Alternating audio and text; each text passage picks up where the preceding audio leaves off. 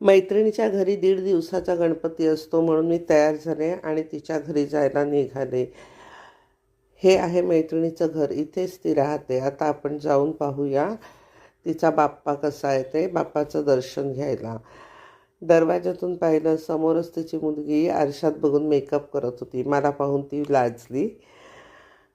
आता आता आपण दर्शन घेऊया.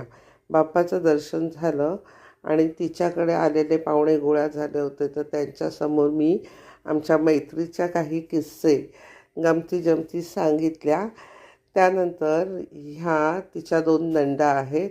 त्या दोन्ही नंदांनी आणि तिघींनी पण सेम असे कपडे घातले होते, ग्रीन.